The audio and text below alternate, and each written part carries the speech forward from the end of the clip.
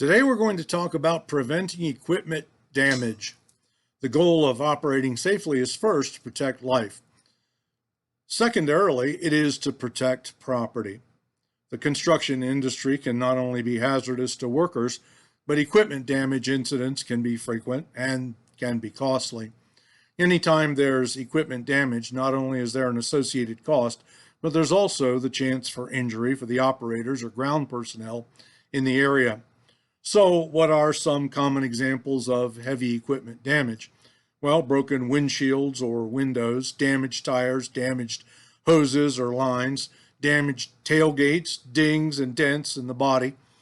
What are some of the causes of equipment damage? Well, there's a multitude of ways and reasons why heavy equipment gets damaged on a construction site.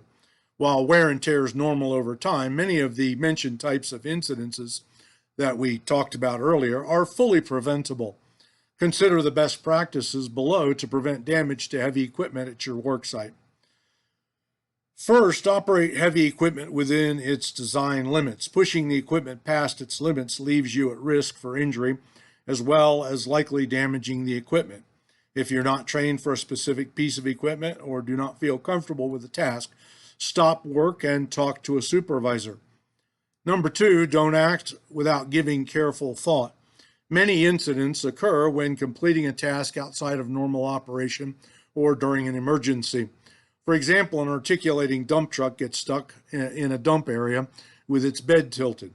So a dozer comes up to the bed and instead of just making sure the bed does not go over the operator, decides to push on the bed without a spotter and damages the lift mechanism of the bed, rendering it inoperable.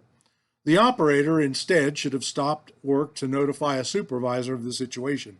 Getting a second opinion on how to correct the situation or having a spotter there could have prevented the equipment damage to the bed. Thirdly, involve the right personnel. Similar to the situation above, anytime there's an issue with the task or with the equipment itself, stop work and get the right personnel involved. Taking the few minutes to reevaluate a work task or to inspect the equipment can make the difference in an incident occurring or not. So think about the equipment damage events you've experienced on this job or on past jobs. What was similar about each incident? What could have been done differently to prevent it? What situations may arise here that could result in damage to heavy equipment? We work with this heavy equipment every day.